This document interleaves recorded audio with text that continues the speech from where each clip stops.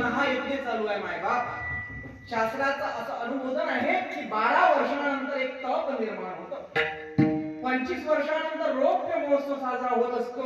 50 वर्षानंतर रौप्य हा धातू रप नावापासून बनलाय. रपचा अर्थ होतो चांदी. चांदीचा उत्सव म्हणजे रौप्य महोत्सव. आणि त्याच अनुषंगाने 50 वर्ष झालं की अमृत महोत्सव होत असतो. तुमच्या इथे कित्येक वर्षापासून तप मूर्ती सोहळा चालू आहे.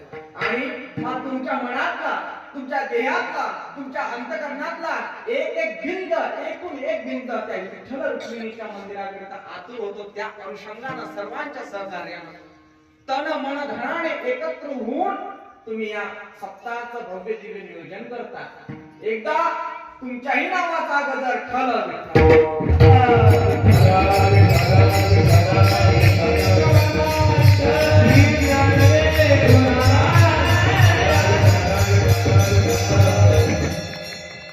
वारकरी संत परंपरेमध्ये मायबाप काही नियम आहे, काही बंधन आहे, काही चाकोरी करून दिलेली आहे.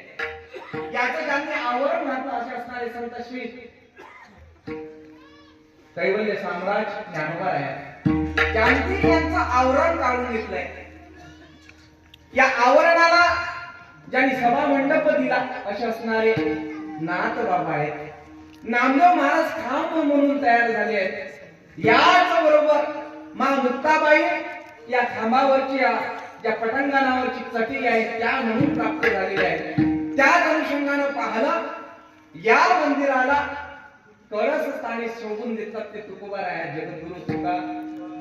झाडाचे कळस भजन करा सावकाश तुकोबाराय म्हणून शोभून दिसतात. त्याच अनुरूप आपण कोणत्याही मंदिरात गेलो तर मंदिराला कळस असला म्हणून पूर्ण झालं असं नाही म्हणतात. त्याच्या सोबत ध्वजही पाहिजे. तो भगव्य रंगाचा असला पाहिजे. लक्षात घ्या. हे है भगवा रंग.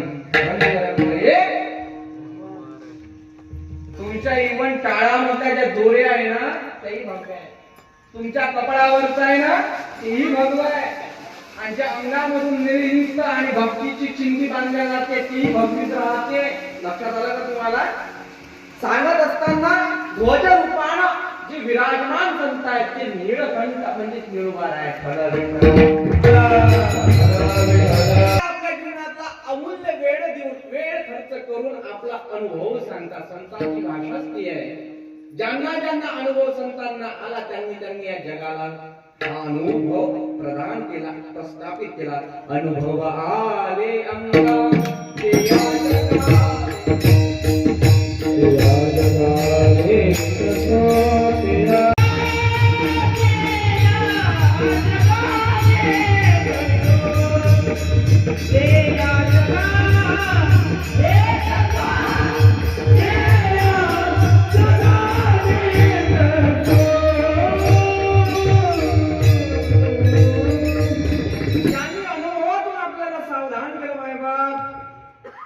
काही लोकांना कसं असते, तुम्ही गणपती बाप्पाची गोष्ट ऐकली असेल बेटा.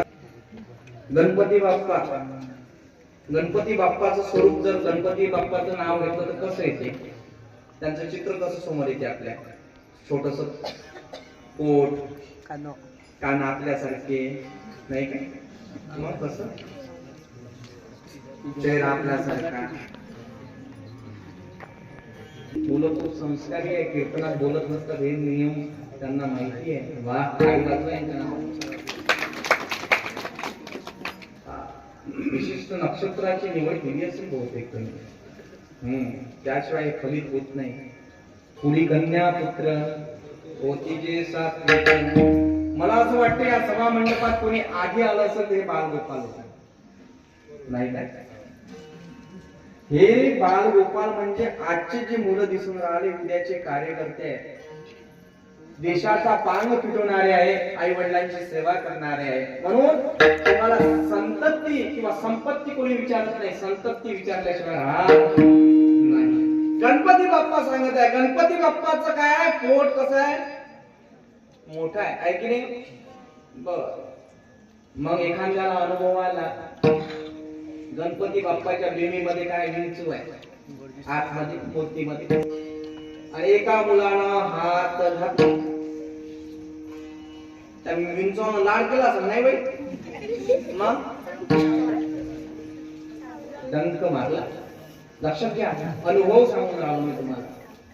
मग त्या मुलांना सांगायला पाहिजे ना, हात वर हालो सांगायला पाहिजे.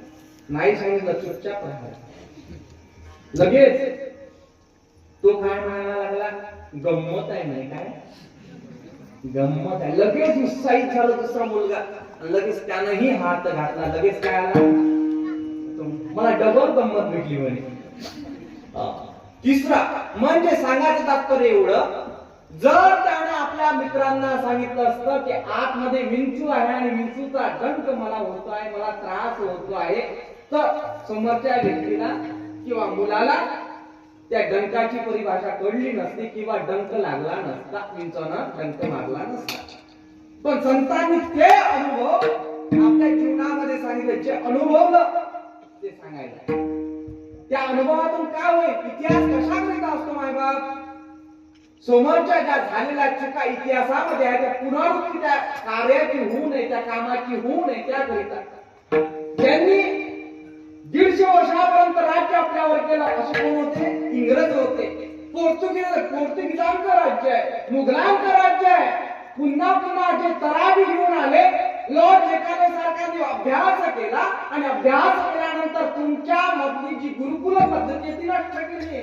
मूळ ओळखलं, स्वभाव ओळखला, धर्म ओळखला, मूळ काय आहे, याचं मूळ काय आहे. शिक्षणापासून उन्नती, आपली संस्कृती खूप जुनी आहे, संस्कृती आपली फार पुरातन आहे. याच्यामध्ये गुरुकुल पद्धती होती आणि या गुरुकुल पद्धतीमध्ये शिक्षण प्रणाली अतिउत्तम होती मायबाप. आणि अतिउत्तम मध्ये अनुभव सांगणारी जी गुरु शिष्य परंपरा होती ती होती. ध्यान मूलम गुरुमूर्ती, पूजा मूलम गुरुपदम, मंत्र मूलम गुरुवाक्यम, मोक्ष मूलम गुरुकृपा. ही बरोबर 11:30 वाजेपर्यंत